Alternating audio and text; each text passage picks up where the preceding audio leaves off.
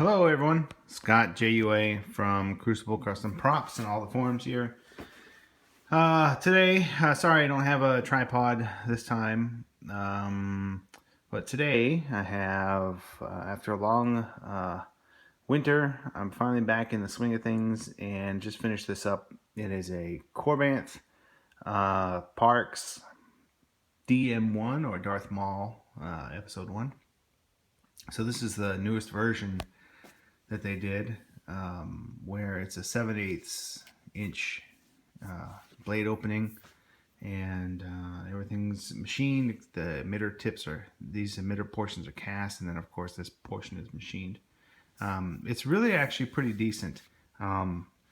Comparing to my orbital machining Darth Maul, this portion is almost, I mean, when I say almost, I mean you have to bust out some calipers to tell the difference. Exactly the same in dimension, and the orbital machining is exactly the same in dimension to the EFX, which is cast from Ray Park's Darth Maul. So this is fairly accurate. The difference is here, the Parks and Korbanth emitter tips are a little bit shorter and a little bit smaller here. Other than that, and the orbital machining one is just is exactly the same, correct in all aspects, except for it's a little shorter, I believe, by like 0.5 millimeter overall. So very good for the price. You're getting a super good Darth Maul. The downside is there is no, it's just basically a hollow tube inside, and you have to figure out how to make everything work. The orbital machining was very precisely machined, but it came complete as far as switch holders and everything you needed to pretty much wire it up and get it going.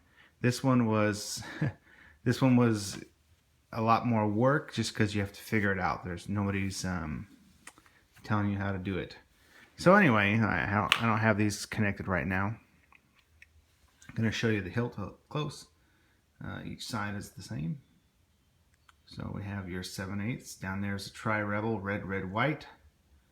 I went ahead and did the paint like I did my orbital machining and like the Master Replicas was, which is similar to how the original prop is, where these recessed areas are kind of dirty and painted, but not perfect. So I wanted to replicate that kind of weathered paint look in there. So I think I did that pretty decently. You have your activation switch right here, and your auxiliary is right there. We have, so let me show you this. Right here on top, I have a piece of foam here. The speakers are mounted very high up in the chassis. Let me show you that first. So here you have your Petit Crouton. It is hacked for single cell 3.7, so these are both 3.7 volt lithium ion. It has an 18500. You have your speaker here and your switches, and then your heatsink. So like I said, there's nothing pre-made for this, so everything I had to completely machine from scratch. So I'll show some pictures on the Facebook of the chassis I made for the soundboard, and also I had to make a special speaker holder and a switch holder as well, and a heatsink. But let me just show you this. Just a little bit what you can see right there is the chassis made out of Delrin. You have your SD card access with needle nose pliers. I just can't do it with my fingers. I can't even do the kill key with my fingers, despite yes, my master. It being right there. I just can't grab it. So anyway, and this is here because the speaker backflows, and it's actually louder when you plug it. So I have a piece of foam on either end to help that speaker push the air forward instead of backwards. This is your coupler. This is your coupler for bringing the two sabers together. You can still get your SD card access and your kill key access. Correct, I will find them quickly, master. Right there. And just plug that hole. Okay, so I decided to cut instead because I was probably going to drop that doing it one-handed. So anyway, I screwed them together. The kill keys are out. Those two foam plugs are in. Here it is, all in one. There is an O-ring, a small O-ring. I put a small O-ring here between this coupler. The owner can take it out if he wishes.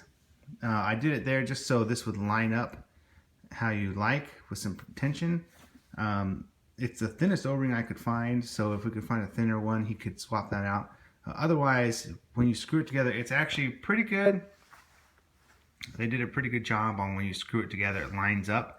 But if you want it really tight, it just comes a little bit off center, so I decided to put the O-rings so you could get those lined up correctly in a nice straight line. But there is a little gap right there where the coupler is.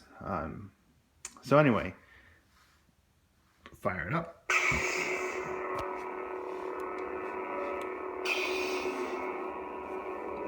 Got both sides. You got that white dye is lighting up.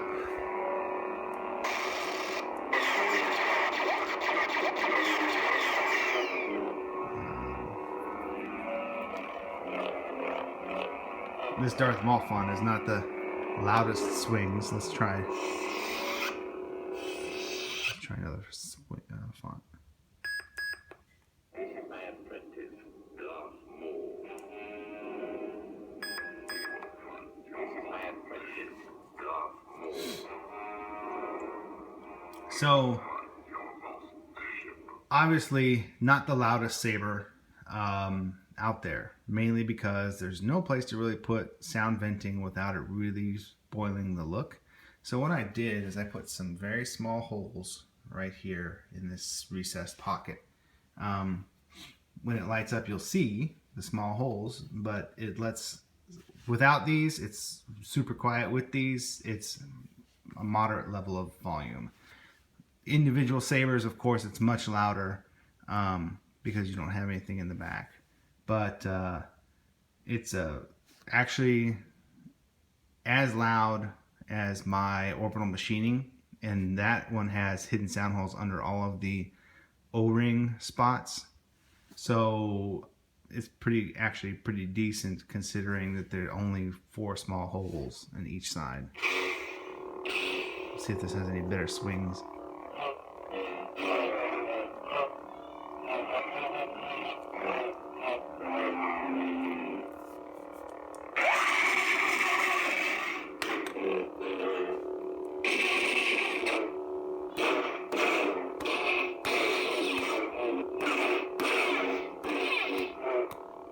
So it's pretty good. It's really good. It's long when you got 2 blades in it. There are blade retention screws, small 440 blade retention screws in between the ribs here. And that's about it. That's my cat. I guess she sensed the Phantom Menace juice. Her name is Padme, so that kind of makes sense. Anyway, so here it is, guys. This is the Korbanth Darth Maul, or DM1. So it's all done, ready to go. Curious to see how other people do it. I haven't seen too many of them, but I got it looking pretty nice the way I wanted it to look, and I hope the new owner's happy. Thanks.